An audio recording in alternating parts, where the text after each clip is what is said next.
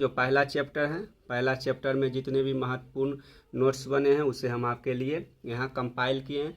तो चैप्टर का नाम लिख दिए हैं ऊपर, ईंटें, मनके तथा अस्थियाँ, जिसे हड़प्पा सभ्यता से संबंधित बताया जाता है। तो पहले जान लेते हैं कि सभ्यता या संस्कृति शब्द का अर्थ क्या होता है। तो जो सभ्यता है या संस्कृति, इसका शाब्दिक अर्थ होता है कि पुरातात्विक संस्कृति शब्द का प्रयोग पूरा वस्तुओं के ऐसे समूह के लिए करते हैं जो एक विशिष्ट शैली के होते हैं और सामान्यतः एक साथ एक विशेष कालखंड तथा भौगोलिक क्षेत्र से संबंध पाए जाते हैं, उसे हम सभ्यता या संस्कृति कहते हैं। यहाँ एक शब्द आया है पूरा वस्तु। तो पूरा वस्तु किसे कहेंगे? तो पूरा वस्तु का अर्थ होता है वैसे वस्तुएं जो आज से हजारों वर्ष पहले जमीन के अंदर दफन हो गया था और उन वस्तुओं को जमीन को खोद कर निकालने के बाद जो वस्तुएं हमें प्राप्त होती है उन वस्तुओं को हम पूरा वस्तु कहते हैं। तो हम आशा करते हैं कि सभ्यता या संस्कृति शब्द का अर्थ क्या होता है ये आपको समझ में आ गया होगा। चलिए आगे देख लेते हैं। अगला टॉपिक है हड़प्पा सभ्यता या सिंधु घाटी सभ्यता। जो हड़प्पा सभ्यता है या सिंधु घाटी सभ्यता है तो इसके बारे में जान लेते हैं। तो पहला पॉइंट है कि प्राचीन भारत की पहली सभ्यता हड़प्पा सभ्यता है। यह संस्कृति पहली बार हड़प्पा नामक स्थान पर खोजी गई थी, इसलिए उसी के नाम पर इस संस्कृति का नाम रखा गया है। तो यहाँ आप पूछेंगे कि इसका नाम हड़प्पा सभ्यता या सिंधु घाटी सभ्यता क्यों पड़ा? तो इसका नाम पड़ने का, जो हड़प्पा सभ्यता, इसका नाम पड़ने का कारण है कि जब इस संस्कृति का खोज हुआ तो सबसे पहला जिस स्थान की खुदाई हुई उसका नाम हड़प्पा सभ्यता पड़ा। इसी के नाम पर इस सभ्यता का नाम हड़प्पा सभ्यता रखा गया। और दूसरा नाम है सिंधु घाटी सभ्यता। तो सिंधु घाटी सभ्यता इसका नाम क्यों पड़ा? तो इसके पीछे कारण यह है कि जो हड़प्पा सभ्यता के जितने भी स्थल है वह सिंधु घाटी, जब उस समय यानी कि 19वीं शताब्दी के आसपास जब इसकी खुदाई हो रही थी तो जितने भी स्थान मिल रहे थे सभी सिंधु घाटी जो नदी है उसके आसपास मिल रहे थे। इस कारण से इसका नाम सिंधु घाटी सभ्यता भी पड़ा। लेकिन आगे जाकर जब पता चला कि सिंधु घाटी सभ्यता के जो स्थल है सिंधु नदी के अलावे अन्य नदियों के तट पर भी इसके कुछ स्थान मिल रहे हैं, इस कारण से इसका नाम हड़प्पा सभ्यता कर दिया गया।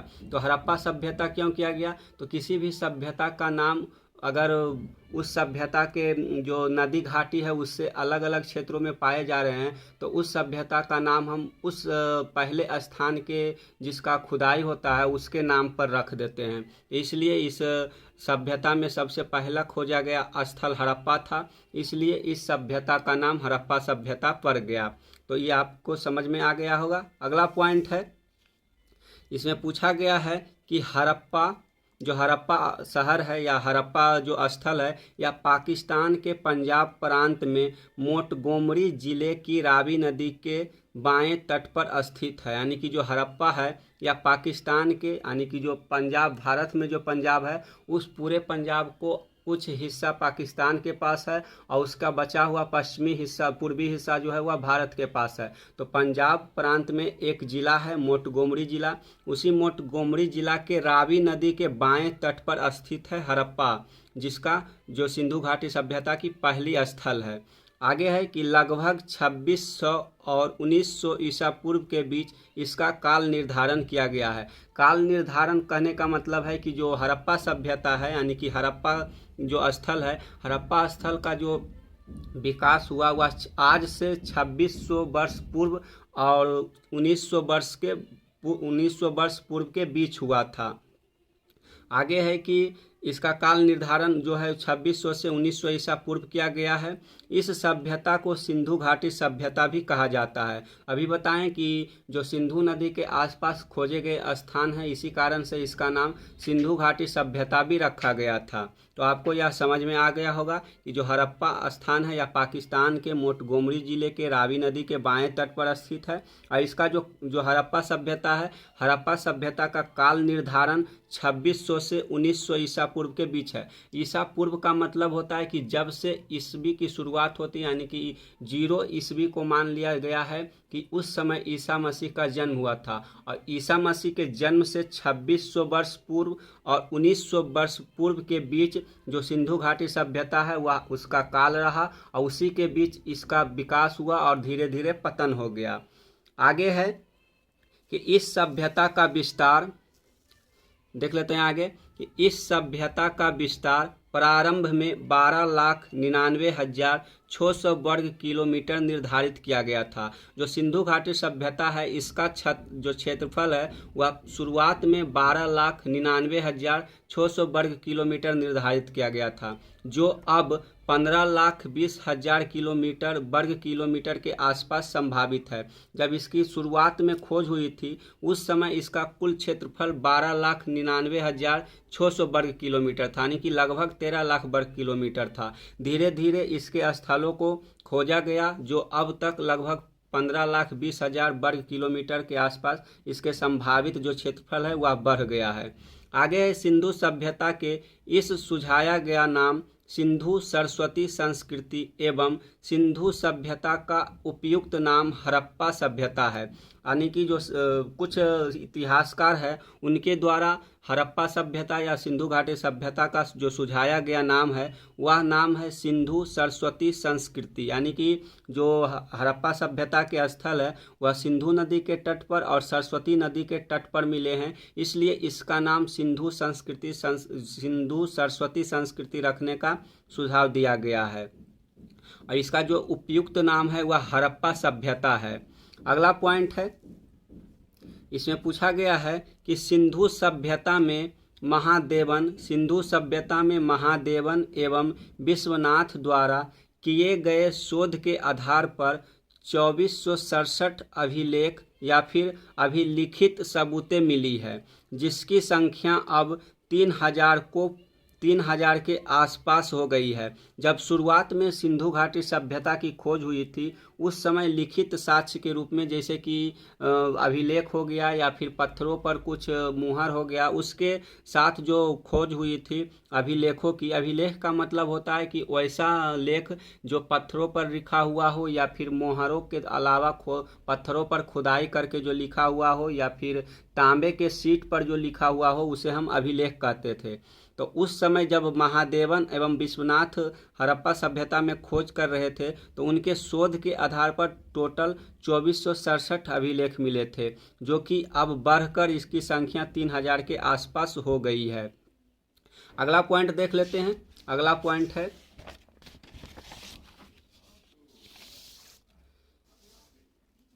यहाँ अगला पॉइंट है, इसमें पूछा है कि हड़प्पा संस्कृति काल या फिर सिंधु घाटी सभ्यता। जो हड़प्पा संस्कृति है इसका काल निर्धारण या सिंधु घाटी सभ्यता का काल निर्धारण क्या है, तो इसका समय अवधि है जो यानी कि यह किस समय से किस समय तक अपनी विस्तार में रहा और अपना अस्तित्व बनाए रखा। तो यह 2600 ईसा पूर्व से 1900 ईसा पूर्व के इसके काल निर्धारण बताया जाता है। और हड़प्पा संस्कृति के भाग यानी कि जो हड़प्पा संस्कृति है इसके टोटल 3 भाग है। पहला है आरंभिक हड़प्पा संस्कृति, दूसरा भाग को कहते हैं विकसित हड़प्पा संस्कृति, तीसरे भाग को कहते हैं परवर्ती हड़प्पा संस्कृति। आगे देख लेते हैं हड़प्पा सभ्यता की खोज। हड़प्पा सभ्यता की खोज किस प्रकार से हुआ इसके बारे में देख लेते हैं। तो इसका एक नोट है कि हड़प्पा सभ्यता की खोज 1921-22 में दयाराम साहनी, राखालदास बनर्जी और सर जॉन मार्शल के नेतृत्व में हुई थी। जो हड़प्पा सभ्यता है इसकी खोज का श्रेय किसे जाता है, तो दयाराम साहनी को, राखालदास बनर्जी को और सर जॉन मार्शल को जो है इसके खोज का श्रेय जाता है। अगला पॉइंट है कि 1856 ईस्वी में जब कराची और लाहौर के बीच पहली बार रेलवे लाइन का निर्माण किया जा रहा था तो उत्खनन कार्य के दौरान अचानक हड़प्पापुरा स्थल मिला है। यह स्थान आधुनिक समय में पाकिस्तान में है। उन कर्मचारियों ने इसे खंडहर समझ लिया और यहाँ की हजारों ईंट उखाड़ कर यहाँ से ले गए और ईंटों का इस्तेमाल रेलवे लाइन बिछाने में किया गया, लेकिन वह यह नहीं जान सके कि यहाँ कोई सभ्यता थी। यानी कि इस पॉइंट का मतलब है कि जब 1856 ईस्वी में जो पाकिस्तान का शहर कराची और लाहौर है उसके बीच जब रेलवे लाइन बिछाने की काम चल रहा था, उसी समय कुछ मजदूरों के द्वारा जब उसके आसपास खुदाई की जाने लगी तो उनको काफ़ी मात्रा में जो हड़प्पा सभ्यता के ईंटें थी वो मिलना शुरू हुआ और उन ईंटों को कबाड़ कर वो रेलवे लाइन बिछाने में प्रयोग कर लिए। वो ये समझ नहीं पाए कि यह किसी संस्कृति यानी कि किसी सभ्यता के जो स्थल है वो है। ना समझ पाने के कारण वो समझे कि यह खंडहर है और खंडहर समझकर उन सभी ईंटों को उखाड़ लिए और रेलवे लाइन बिछाने में इस्तेमाल कर लिए, जिस कारण से जो हड़प्पा सभ्यता का पहला खोजा गया नगर शहर था यानी पहला खोजा गया स्थान हड़प्पा था, उसके बहुत सारे ऐसे भी अवशेष थे जो नष्ट हो गया। अगला पॉइंट है, इसमें पूछा गया है कि उस समय जॉन बर्टन एवं विलियम बर्टन दोनों ने एक महत्वपूर्ण स्थान यानी कि सभ्यता होने का संकेत दिया, लेकिन फिर भी कोई उत्खनन नहीं किया गया। जब 1856 ईस्वी के आसपास उस क्षेत्र में उत्खनन उस क्षेत्र में रेलवे लाइन बिछाया जा रहा था तो उनको लगा कि इस क्षेत्र में इतनी सारी ईंटें किस कारण से मिल रहा है। उन दोनों ने यानी कि सर जॉन बर्टन एवं विलियम बर्टन ने उन ईंटों पर शोध किया, उन स्थानों पर कुछ शोध किया तो उन्होंने पाया कि यहाँ कुछ ना कुछ किसी प्रकार का महत्वपूर्ण स्थान है या फिर किसी प्रकार की सभ्यता है। इस प्रकार के वो वहाँ के अधिकारियों को बताने की कोशिश किए, लेकिन वहाँ के कोई भी अधिकारी समझ नहीं पाया और उत्खनन नहीं करवाया गया। उत्खनन का मतलब होता है कि किसी भी स्थान को जब पुराने सभ्यता को जमीन में दफन हो जाता है और टीला के रूप में वहाँ मिट्टी जम जाता है तो उन मिट्टियों को हटाकर जो पुराने सभ्यता दबी हुई है उन सभ्यताओं को निकालना ही उत्खनन कहलाता है। इस प्रकार से उनके संकेत के बाद भी अंग्रेज अफसरों ने किसी प्रकार की कार्रवाई नहीं किया और वहाँ के किसी भी स्थान को खुदाई नहीं करवाया। लेकिन कुछ समय बाद जब 1920-21 में माधो स्वरूप वत्स व दयाराम साहनी के द्वारा पहली बार हड़प्पा सभ्यता उत्खनन किया गया, जब इन्होंने जॉन बर्टन एवं विलियम बर्टन ने यह संकेत दिया कि इन स्थान पर किसी प्रकार की महत्वपूर्ण स्थान या सभ्यता होने का संकेत है, फिर भी अंग्रेजों ने किसी प्रकार की दिलचस्पी नहीं दिखाई। उसी के बाद 1920 और 21 में जो भारतीय दो पुरातत्ववेत्ता थे माधो स्वरूप वत्स व दयाराम साहनी, इन दोनों के द्वारा पहली बार हड़प्पा सभ्यता का उत्खनन किया गया यानी कि खुदाई की गई। खुदाई के बाद उनको पता चला कि यह तो प्राचीन सभ्यता है जो कि बहुत सारे स्थानों पर फैला हुआ है। इसके बाद 1922 में राखाल दास बनर्जी ने मोहनजोदड़ो नामक स्थान का उत्खनन किया जो पाकिस्तान के सिंध क्षेत्र के लड़काना जिले में सिंधु नदी के दाएं तट पर स्थित है। जब 1920-21 में माधव स्वरूप वत्स व दयाराम साहनी के द्वारा उत्खनन करवाया गया था, उस समय जो हड़प्पा नामक स्थान है उसकी खुदाई हुई थी। लेकिन 1922 ईस्वी में जब राखाल दास बनर्जी ने एक नया स्थान मोहनजोदड़ो को खोजा तो उसकी जब उत्खनन किया गया तो वह जो आज का उसका वर्तमान स्थिति है वह पाकिस्तान के सिंध प्रोविंस यानी कि जो सिंध राज्य है, सिंध राज्य के लड़काना जिला में स्थित है जो कि सिंधु नदी के दाएं तट पर मोहनजोदड़ो स्थित है। आगे देख लेते हैं कि अगला पॉइंट क्या बताता है। तो अगले पॉइंट के रूप में हमें यहाँ दिया हुआ है कि जो मोहनजोदड़ो है, मोहनजोदड़ो का जो अर्थ होता है, मोहनजोदड़ो का अगर आपको एग्जाम में पूछा जाए कि मोहनजोदड़ो का अर्थ क्या होता है तो मोहनजोदड़ो का अर्थ होता है मृतकों का टीला या फिर सिंधु का बाग या फिर सिंध का बाग या फिर सिंध का नक्ल स्थान होता है। इनका कितने अर्थ होता है तो इसके पहला अर्थ ज़्यादातर जो प्रयोग किया जाने वाला अर्थ है वह होता है मृतकों का टीला। इसके बाद अगर आपको ऑप्शन में मिल सकता है कि सिंध का बाग किसे कहा जाता है तो उसका भी उत्तर आप मोहनजोदड़ो लगा सकते हैं। इसके अलावा सिंध का नक्ल स्थान किसे कहते हैं इसका भी उत्तर आप लगा सकते हैं मोहनजोदड़ो। इस प्रकार से मोहनजोदड़ो का जो तीन अर्थ है वह होता है मृतकों का टीला, सिंध का बाग तथा सिंध का नक्ल स्थान। अगला पॉइंट है कि इन दोनों उत्खनन के बाद सन 1942 में भारतीय पुरातात्विक सर्वेक्षण के director general sir John Marshall ने पूरे विश्व के सामने एक नई सभ्यता की खोज की घोषणा की। जब हड़प्पा और मोहनजोदड़ो की खुदाई हो गई 1920 से 22 के बीच, तो जो भारतीय पुरातत्व सर्वेक्षण के डायरेक्टर था उनका नाम था जनरल सर जॉन मार्शल। इनके द्वारा पूरे विश्व को बताया गया कि जो भारत है, भारत में एक नई सभ्यता की खोज हुई है जिसकी हम घोषणा करते हैं। अगला पॉइंट है कि सर जॉन मार्शल ने लंदन वीकली नामक पत्रिका में इसे सिंधु घाटी सभ्यता का नाम दिया। यानी कि जब हड़प्पा सभ्यता का उत्खनन हुआ तो जब इसका नाम डिसाइड करने का बारी आया कि यानी कि इस सभ्यता का नाम क्या दिया जाए, तो जॉन मार्शल ने लंदन के जो एक वीकली नामक पत्रिका है, उस वीकली नामक पत्रिका को इस सभ्यता का नाम सिंधु घाटी सभ्यता बताया गया और प्रकाशन में भी इस सभ्यता का नाम सिंधु घाटी सभ्यता रखा गया। अगला पॉइंट है कि सर जॉन मार्शल को भारतीय पुरातत्व का जनक कहा जाता है। अगर आपको क्वेश्चन में पूछा जाए कि भारतीय पुरातत्व सर्वेक्षण यानी कि भारतीय पुरातत्व का जनक किसे कहा जाता है, तो इसका उत्तर हो जाएगा sir John Marshall. Sir John Marshall को भारतीय पुरातत्व का जनक कहा जाता है। अगला पॉइंट है, अगला टॉपिक देख लेते हैं। इसमें पूछा है, इसमें बताया गया है कि इस सभ्यता को सिंधु घाटी सभ्यता क्यों कहा जाता है। तो इस सभ्यता को हम सिंधु घाटी सभ्यता क्यों कहते हैं, इसके बारे में जान लेते हैं। तो इस सभ्यता को सिंधु घाटी सभ्यता इसलिए कहा जाता है क्योंकि यह सभ्यता सिंधु नदी घाटी के आसपास फैली हुई थी। हम इस कुछ समय पहले भी बताए थे कि सिंधु घाटी सभ्यता का नाम सिंधु घाटी सभ्यता या हड़प्पा सभ्यता क्यों पड़ा, तो वही यहाँ भी बताया गया है कि सिंधु घाटी सभ्यता का नाम क्यों पड़ा। तो इसका नाम इसलिए सिंधु घाटी सभ्यता पड़ा क्योंकि यह जो सभ्यता है और सिंधु नदी घाटी के आसपास फैली हुई है, इसलिए इसका नाम सिंधु घाटी सभ्यता पड़ गया।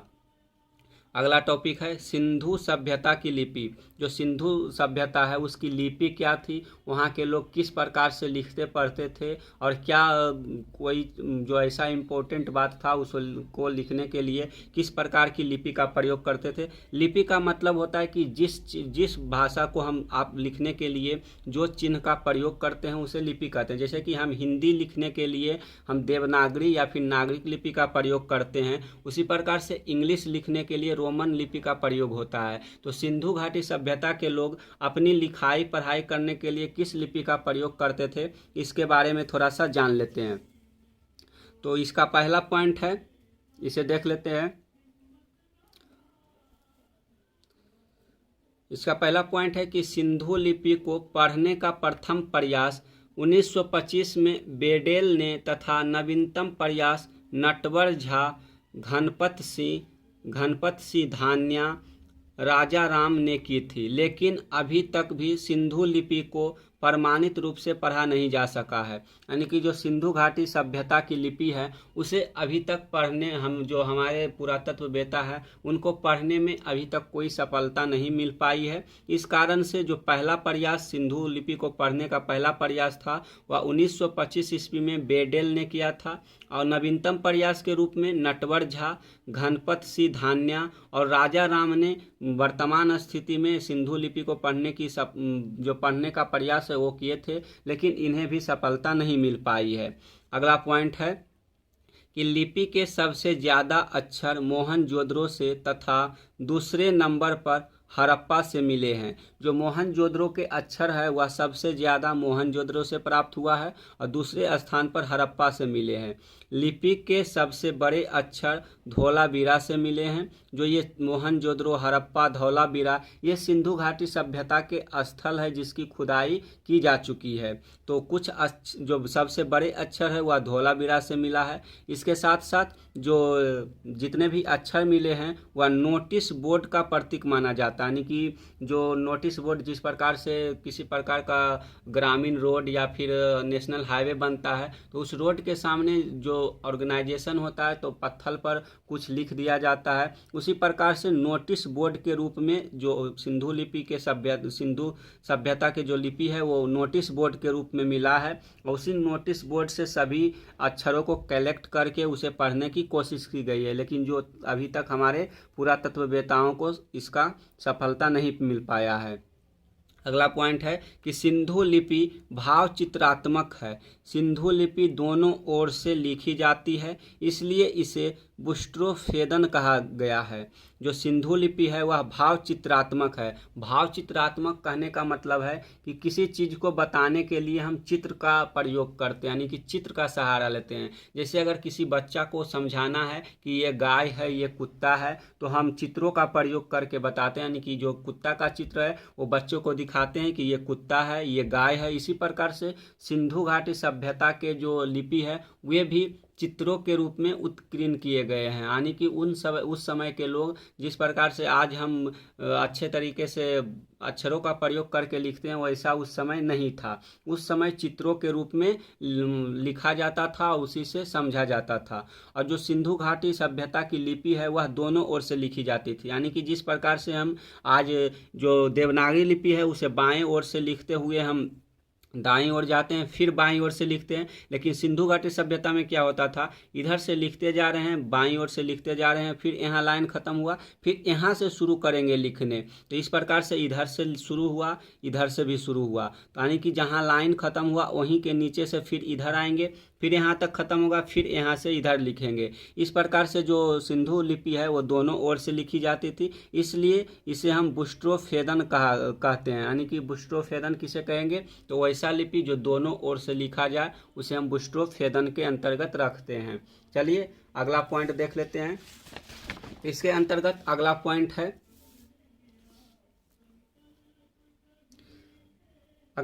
है, इसमें पूछा गया है कि सिंधु सभ्यता के विभिन्न पक्षों को जानने की दृष्टि से विशेष उल्लेखनीय है। सेल खड़ी प्रस्तर एवं पक्की मिट्टी से निर्मित विभिन्न आकार और प्रकार की मोहरें, जिनमें आयताकार और वर्गाकार प्रमुख है। तो सिंधु सभ्यता के जो विभिन्न पक्ष है उसको जानने के लिए हम क्या कर सकते हैं, तो उसको जानने के लिए जो जितने भी महत्वपूर्ण हमें अभिलेख मिले हैं वह सेल खड़ी पर उत्कीर्ण मिला है या फिर पक्की मिट्टी से निर्मित विभिन्न आकारों पर मिला है। तो सेल खड़ी किसे कहते हैं, तो सेल खड़ी वैसा पत्थर होता है जो काफ़ी कमज़ोर होता है। जिस प्रकार से आप देखे होंगे कि जो कुछ वैसे पत्थर होते हैं जो गेरू के रूप में, यानी कि जो लाल रंग का होता है वो काफ़ी कमज़ोर यानी कि काफ़ी मृदु पत्थर होता है, तो उस पर आप किसी प्रकार से कुछ खोद कर लिख भी सकते हैं। उसी प्रकार से जो पकी हुई मिट्टी यानी कि ईटा है, ईटा पर भी आप उसे खुदाई करके लिख सकते हैं। तो इस प्रकार से जो सिंधु सभ्यता के जितने भी उल्लेख मिला है, यानी कि महत्वपूर्ण जो लिपियां मिली हैं, उनके अक्षर मिले हैं, वो सेल खड़ी पर उत्कीर्ण मिला है या फिर पक्की मिट्टी से निर्मित विभिन्न आकार और प्रकार के मोहरे, जिसमें आयताकार और वर्गाकार प्रमुख रूप से हमें प्राप्त हुआ है। अगला पॉइंट है, इसमें बताया गया है कि आयताकार केवल लेख मिले हैं, आयताकार केवल लेख मिलते हैं, जबकि वर्गाकार पर लेख और चित्र दोनों मिलते हैं। जो आयताकार आकृति होता है उस पर केवल लेख मिले हैं, लेकिन जो वर्गाकार लेख है उस पर लेख और चित्र दोनों मिले हैं। मेसोपोटामिया की 5 बेलनाकार मोहरें मोहनजोदड़ो से मिली है तथा फारस की बनी हुई संगमरमर की मोहरें लोथल से मिली है। जो एक जिस प्रकार से सिंधु घाटी सभ्यता एक सभ्यता है, उसी प्रकार से मेसोपोटामिया भी एक सभ्यता है, जिससे मेसोपोटामिया की जो सभ्यता है उसके 5 बेलनाकार मोहर मोहनजोदड़ो से मिला है। तो जो यह मोहनजोदड़ो से मेसोपोटामिया के 5 बेलनाकार मोहर मिले हैं, इससे हमें यह पता चलता है कि जो मेसोपोटामिया सभ्यता थी और मोहनजोदड़ो सभ्यता थी या फिर हड़प्पा सभ्यता थी, इसके आपस में किसी प्रकार का कनेक्शन होगा। इसी कारण से मेसोपोटामिया का जो बेलनाकार मोहर है वह मोहनजोदड़ो से मिला है। इसके साथ साथ जो फारस है, यानी कि आज का जो इराक और ईरान का क्षेत्र है, उन क्षेत्रों को उस समय इराक, जो आज का इराक है, उसको फारस बोला जाता था पुराने समय में। ये जो फारस का बना हुआ संगमरमर का मोहर है वह लोथल से मिला है, यानी कि मेसोपोटामिया को जो 5 बेलनाकार मोहर है वह मोहनजोदड़ो से मिला है, तथा फारस के बनी हुई संगमरमर की मोहर लोथल से मिला है। जो लोथल स्थान है या गुजरात में स्थित है, जो आज भारत का गुजरात राज्य है, गुजरात में स्थित है, समुद्र के तट पर। अगला पॉइंट है, इसमें बताया गया है कि सिंधु सभ्यता के निर्माता, यानी कि जो सिंधु घाटी सभ्यता है इसका निर्माण किनके द्वारा किया गया है, इसके बारे में थोड़ा सा चलिए जान लेते हैं। तो सिंधु सभ्यता के जो निर्माता है उसके बारे में यहाँ बताया गया है कि सिंधु सभ्यता के अंतर्गत उत्खनन में 4 प्रकार के अस्थि पंजर यानी कि कंकाल मिले हैं। इसका मतलब क्या हुआ कि जब सिंधु घाटी सभ्यता के स्थलों की खुदाई की जा रही थी तो उस समय के जो व्यक्ति रहे होंगे, यानी कि उस समय के जो मनुष्य रहे होंगे, वो अपने मृत्यु प्राप्त करने के बाद जो उनके अस्थि या फिर कंकाल है वो जमीन में दफन हो गए थे। जब उन कंकालों को निकाल कर उसका अध्ययन किया गया तो पता चला कि जो ये सब अस्थि पंजर है वह 4 प्रकार के जो मनुष्य है उससे संबंधित है। पहला है प्रोटो ऑस्ट्रेलायड, दूसरा है भूमध्य सागरीय, तीसरा है अल्पाइन, चौथा है मंगोलायड। तो जिस प्रकार से हम कुत्ता या फिर गाय के अलग अलग प्रजातियां देखते हैं उसी प्रकार से मनुष्य के भी अलग अलग प्रजाति होते हैं। तो प्रोटो ऑस्ट्रेलायड किसे बोलते हैं, तो प्रोटो ऑस्ट्रायड मनुष्य का वैसा एक ग्रुप है जो कि ऑस्ट्रेलिया के क्षेत्र में पाए जाते हैं, और उन क्षेत्रों से चलकर जो मनुष्य भारत में आया होगा और उस समय के सिंधु घाटी सभ्यता के विकास में अपना योगदान दिया होगा,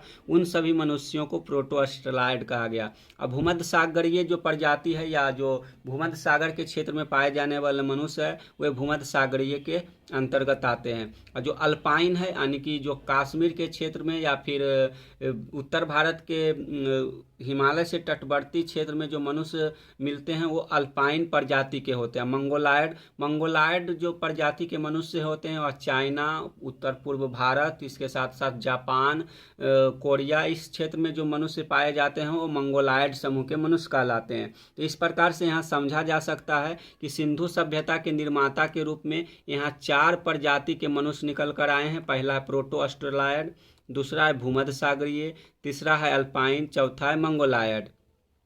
आगे एक पॉइंट लिखा है कि इसके आधार पर यह संभावना स्वीकार की गई है इसके निर्माण में मिश्रित प्रजातियों के लोगों का स्थान था, यानी कि जो सिंधु घाटी सभ्यता है इसके निर्माण के लिए बहुत सारे प्रजातियों का जो है योगदान है वह माना जाता है। लेकिन इसके साथ साथ एक और मान्यता है कि जो सिंधु घाटी सभ्यता है इसके संस्थापक के रूप में द्रविड़ को माना गया है, जो बाद में दक्षिण भारत में पलायन कर गया। द्रविड़ प्रजाति के मनुष्य है वह जो दक्षिण भारत में आज के मनुष्य के प्रजाति हैं वो द्रविड़ प्रजाति के मनुष्य कहलाते हैं। तो जब सिंधु घाटी सभ्यता के स्थापना के रूप में सिंधु घाटी सभ्यता की स्थापना की गई थी तो उसकी स्थापना का श्रेय जो द्रविड़ प्रजाति के मनुष्य है उसको जाता है। जब सिंधु घाटी सभ्यता का पतन हो गया, यहाँ पर आर्यों ने आक्रमण किया या फिर आर्यों ने जब इन क्षेत्रों पर अपना अधिकार जमा लिया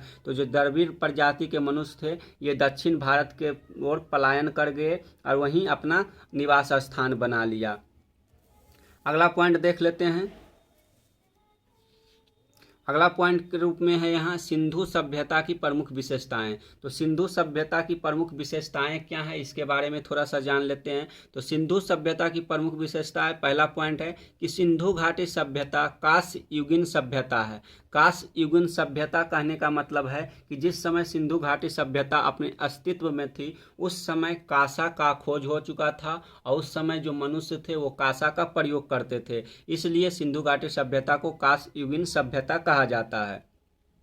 अगला पॉइंट है कि भारतीय इतिहास में प्रथम नगरीय क्रांति का प्रतीक जिसकी पुष्टि उत्खनन से प्राप्त कई महत्वपूर्ण नगरों के अवशेषों से होती है। जो हमें बताया गया है उत्खनन के द्वारा इतिहासकारों ने यह समझाने की कोशिश की है कि जो भारतीय इतिहास में प्रथम नगरीय क्रांति है वह सिंधु घाटी सभ्यता से संबंधित है। जो कि हमें इसका साक्ष्य किस प्रकार से मिलता है, तो इसका साक्ष्य जो है हमें इसके नगरों से प्राप्त जो महत्वपूर्ण स्थान है यानी कि महत्वपूर्ण अवशेष है उससे पता चलता है कि जो यह स्थान है या जो है नगरों के रूप में विकसित थी, यानी कि यह काफ़ी विकसित स्थान के रूप में जाने जाते हैं। तो चलिए अब बुक से देख लेते हैं कि जो इसके महत्वपूर्ण स्थान है वह किस प्रकार से चित्रों में बताया गया है। तो पहला देख लेते हैं कि किस प्रकार के जो प्रमुख स्थान है वो है।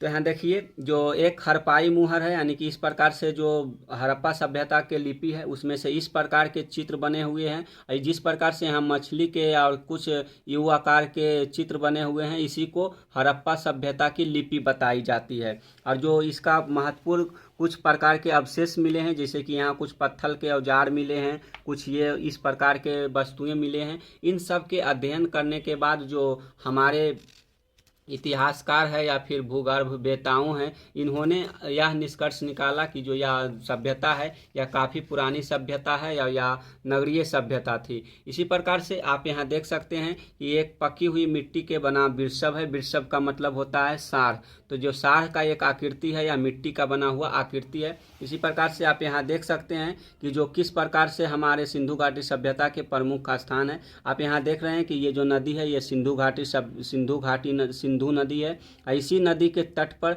यानी कि सिंधु सभ्यता के सहायक नदी और इसके अलग अलग जो महत्वपूर्ण स्थान है वो मिले हैं। तो यहाँ सिंधु सभ्यता के जो प्रमुख स्थल है इसी नदी के आसपास मिले हैं। इस कारण से इसका नाम सिंधु घाटी सभ्यता भी रखा गया था। इसके अलावा जो प्रमुख कुछ स्थान है उसे भी आप देख सकते हैं। तो यहाँ देखिए कुछ स्थान यहाँ दिया हुआ है, जैसे कि यहाँ झेलम नदी है, चेनाब नदी है, रावी नदी है। और उस रावी नदी के दाहिने तट पर यहाँ आप बताए थे कि जो हड़प्पा पंजाब के लड़काना जिला में हड़प्पा स्थित है। तो यहाँ देख सकते हैं हड़प्पा हो गया, यहाँ मोहनजोदड़ो हो गया, इसी प्रकार से यहाँ चनहुद्रो हो गया, यहाँ आप लोथल देख सकते हैं। जो जितने भी प्रमुख स्थान है वो भारत, पाकिस्तान और अफगानिस्तान के बीच मिले हैं। इस कारण से जो सिंधु घाटी सभ्यता के प्रमुख स्थल है वो हम पाकिस्तान और भारत के अंदर देखेंगे। और कुछ देख लेते हैं चलिए, जो कि हमारे चित्रों के रूप में देखा गया है। तो चलिए यहाँ देख लेते हैं कि किस प्रकार के जो औजार हैं यानी कि धातुओं के औजार मिले हैं। ये हो गया धातु के कुछ औजार जो इस प्रकार की इसकी आकृति है। तो आज के वीडियो में हम जो सिंधु घाटी सभ्यता की प्रमुख विशेषताएं और इससे संबंधित जो जितने भी महत्वपूर्ण बातें थी उसे देख लिए। इस सिंधु घाटी सभ्यता की विशेषताओं के बारे में कुछ पॉइंट और बाकी है उसे भी देख लीजिएगा। उसके बाद हम अगले टॉपिक के रूप में अगले वीडियो से शुरू करेंगे। तो चलिए देख लेते हैं सिंधु घाटी सभ्यता के जो विशेषता है उसकी अगली विशेषताओं को। तो इसका अगला विशेषता के रूप में यहाँ अगला पॉइंट यहाँ बताया गया है कि सिंधुवासी लोग व्यापार व वाणिज्य गतिविधियों में महत्वपूर्ण स्थान रखते थे। यानी कि सिंधु सभ्यता के जो निवासी थे वो व्यापार करते थे और व्यापार से संबंधित जो कार्य होते थे वही करते थे। यानी कि ये किसी कृषि हो गया या फिर अन्य प्रकार के कार्य हो गया ये नहीं करते थे। ये क्या करते थे, तो यह व्यापार से संबंधित जो गतिविधियां हैं उसी से अपना जीवन यापन करते थे। अगला पॉइंट है कि जीवन के प्रति शांतिवादी दृष्टिकोण। जो सिंधु सभ्यता के लोग थे ये जीवन के प्रति शांतिवादी दृष्टिकोण रखते थे। यानी कि इसका अर्थ हुआ कि सिंधु घाटी सभ्यता के लोग किसी प्रकार के हिंसा के प्रति अपना जो रुझान है वो नहीं रखते थे। तो इसका हमें साक्ष्य किस प्रकार से मिलता है, तो इसका साक्ष्य हमें मिलता है कि उत्खनन में ना तो हथियार औजार ना ही रक्षात्मक हथियार जैसे ढाल कवच आदि मिला है। यानी कि जब हड़प्पा सभ्यता के स्थलों का उत्खनन किया गया उस समय हमें उन स्थानों से किसी प्रकार का ना तो हथियार मिला है, ना ही औजार मिला है, ना ही रक्षात्मक किसी प्रकार के हथियार मिला है जैसे ढाल हो गया, कवच हो गया। इस कारण से जो हमारे भूगर्भ वेता है वो बताए हैं कि जो सिंधु घाटी सभ्यता था वह मतलब कि जीवन के प्रति शांति दृष्टिकोण रखता था। अगला पॉइंट है कि जीवन